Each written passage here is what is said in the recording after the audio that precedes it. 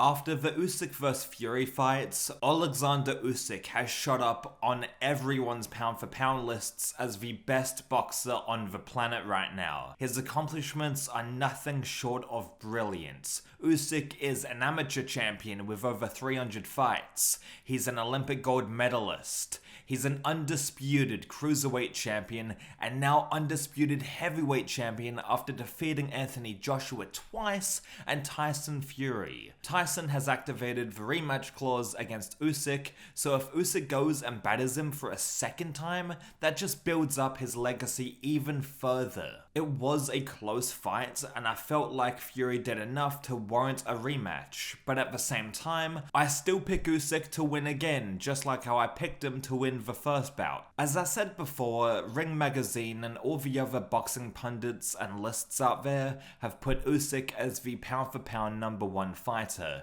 which is currently accurate. What Usyk did at heavyweight against Tyson Fury is nothing short of fucking outstanding.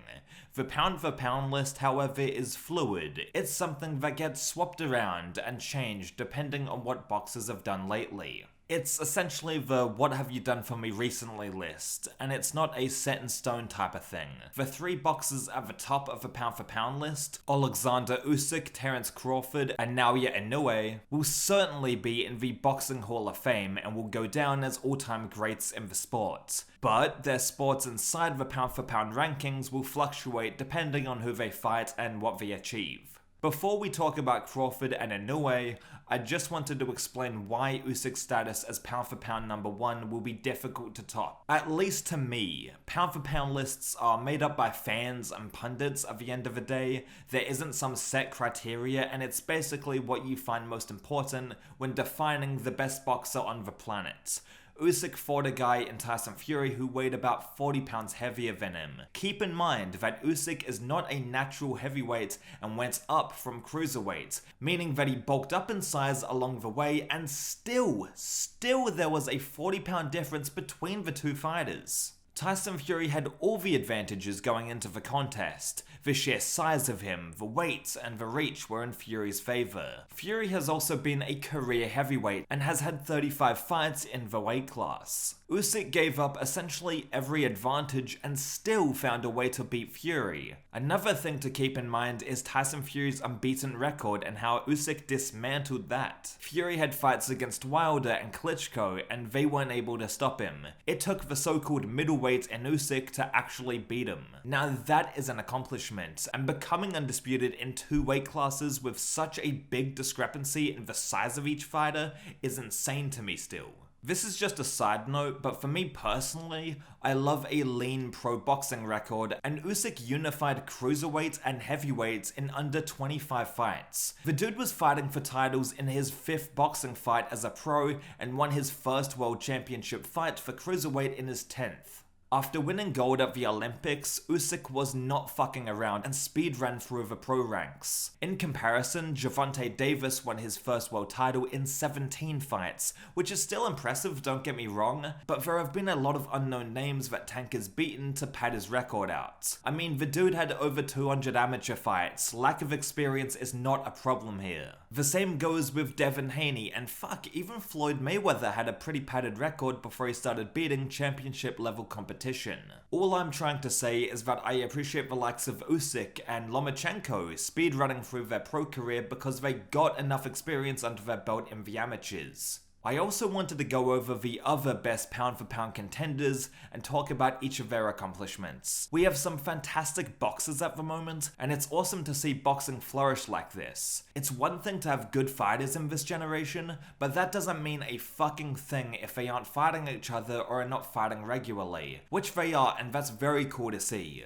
So Crawford and Inoue regularly battle for top spot in pound for pound lists. At least they did until Usyk blew them out of the water with his performance versus Fury. Regardless, Terence Crawford is undefeated, going way back to his pro debut in 2008. Bud has had a reign of utter dominance for the past 16 years, which is crazy to think about. This man will be 40 in a few years, and if he's still undefeated, then he would have had a perfect record for 2 decades. If that's the case, you're talking about a Floyd Mayweather-esque unbeaten streak here. Anyway, Crawford is also a champion in 3 different weight classes, and he's become undisputed in 2 of them. He's fought great competition like Errol Spence Jr., Sean Porter, Kell Brook, Jeff Horn, and Amir Khan, to name a few. Very solid names on his resume, and in August, he's going up yet another weight class to challenge for the WBA Super Welterweight title. If he's successful, Crawford will be a champion in 4 weight classes, which is brilliant. That being said, I don't think this beats what Usyk accomplished with Fury, at least to me. I've got to stress that. 40 fucking pounds is a massive, massive difference, and I feel like if Crawford beat Canelo or something at 168 pounds, then Crawford would swing right back to being pound for pound number 1. That would be the equivalent here. The same goes for Inoue fighting someone like, I don't know, Tank Davis and beating him. If Inoue goes up several weight classes and beats up Tank, he would have done enough to kick Usyk down the pound for pound rankings. You've got to understand that the lighter weight classes have a difference of only a few pounds, way less than moving up from cruiserweight to heavyweight, especially with the giants we have now in the latter division. That's not to say that Inoue and Crawford aren't amazing fighters, they are and will go down as all-time greats, without question. But we're talking about the present and what they have done lately compared to each other. Speaking of Inoue, he's another undisputed boxer in 2 different weight divisions. Again, he's undefeated and has gone up and down in weight and collected various belts along the way. Both Inoue and Crawford have devastating punching power, but I feel like Inoue is a bit more underappreciated because the lower weight classes get less attention than the bigger guys. Still though, the way that Inoue has been able to just lock down all the bantamweight categories is so impressive, and to have most of the wins come way of knockout is cherry on top of the cake. Unlike Usyk and Crawford, Inoue has a unique advantage. He has age on his side. Inoue is only 31 years old, so I have a feeling you'll see him unify a 3rd weight class and defend those belts several times before he sets off into the sunset. Absolute madness if he does that. For Crawford, I have a feeling that he'll want to pursue big money fights until the end of his career, which is completely understandable. Set up that fight with Canelo at super middleweight, rematch Errol Spence, build these exciting matchups and get the big paychecks while you're still at the top of your game at 36. Anyway, with that said, Usyk is the best boxer on the planet right now, but put respect on Inoue and Crawford. This pound for pound list is ever changing, but one thing is for certain, these 3 will be floating around it as long as they're still fighting.